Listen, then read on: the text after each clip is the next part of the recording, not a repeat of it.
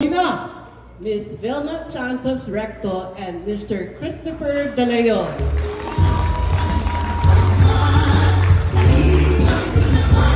present the award, let us all welcome Ms. Francia Conrado and Architect Art Corpus. Sa likod?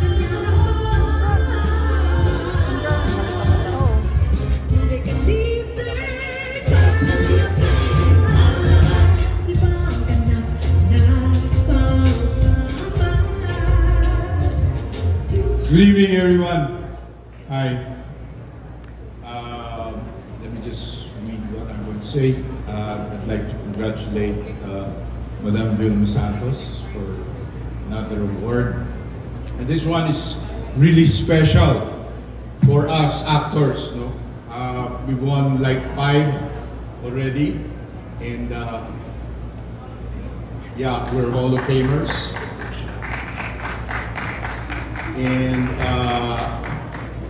let me, to the Filipino Academy of Arts and Sciences, I am humbled to be chosen as one of this year's Circle of Excellence Award, to be pitted against the best artists in the industry, top to bottom, writers, would write the best script. If you're fortunate enough to get one, yeah, they will. And of course, the director. Everybody knows the director sets all up and leads everyone to where the scene or the whole scenario would go. He is the captain of the ship. We are pitted against all of them right now. The music heightens the emotions and gets you really involved. The art director brings you where the scene is, from the look of the scene and from the smell of the scenario. The editor gives you the pace and tells you every detail of the story, and of course the director of cinematography and so on and so forth. But in the end, the actors are the ones who they present on screen to convey the vision, to convey the message. And I'd like to thank, of course, I will not be able to be here, standing here in front of all of you beautiful people here tonight, to receive this Circle of Excellence or be excellent in my craft without, of course, the power of our Lord, good Lord God, who gave me this talent, who gave us this talent,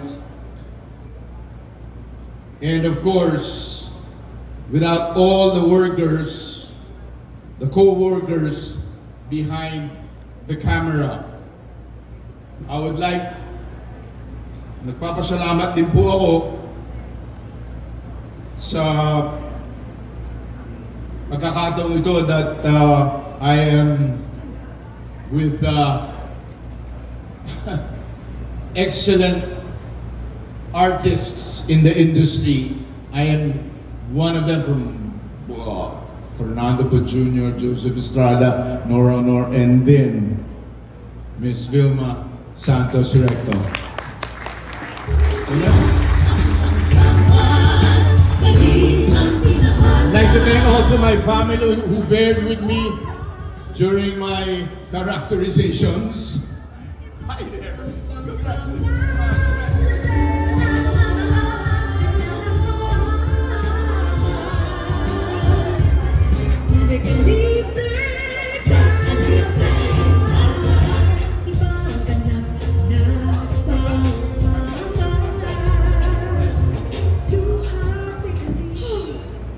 Hello, good evening everyone.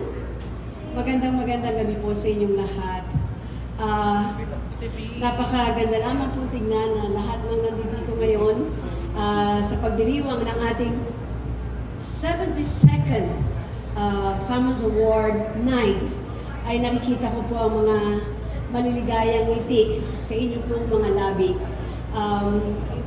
Ang Famous po ay isa sa pinaka-memorable na award-giving body para sa akin.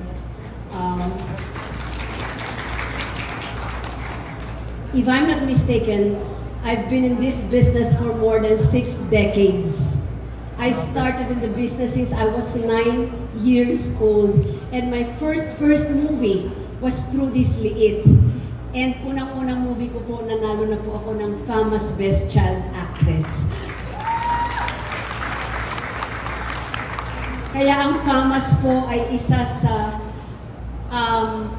kung hindi man pinaka-memorable po, na award-giving body na talagang mula po sa puso ang aking taus-pusong pasasalamat. Ngayon po ay binibigyan po kami ngayon ng Circle of Excellence ni Mr. Christopher De Leon para po sa pelikula namin When I Met You in Tokyo. And Famas, napakalaki po ng parte nyo sa buhay ko. And modesty aside, if I'm not mistaken, this is my 3rd Circle of Excellence Award. Kasi po, hindi na nila kami sinasali sa Best Actress at Best Actor. Kaya ito na po ang recognition na ibinibigay nila sa amin. Kaya again, sa bumubuo po ng pamilya ng Famas, maraming salamat po. Ito po ay ibinibigay ko rin po para po sa aking pamilya at sa lahat po ng mga nakasama ko sa industriya for 6 decades. And nagpapasalamat po ako sa lahat po ng blessings na ibinigay po ng ating Panginoon sa akin sa napakahabang panahon pagdating po sa industriya ng pelikulang Pilipino. And I'd like to take this opportunity also, a big part of my movie career ay kasama ko po ang aking perennial love team, none other than Mr. Christopher De Leon. And lastly, in this movie, siya po ang aking naging associate director. At kung nakuha ko man po ito, malaki po ang ginawa sa akin ni Mr. Christopher De Leon bilang isang director at bilang isang ka-love team. Yet? Yep, thank you very much. Congrats. And again to all of you and Famas, maraming salamat para sa pamilya ko po. And again, Lord, thank you for all the blessings. To all of you, enjoy the evening. Maraming salamat.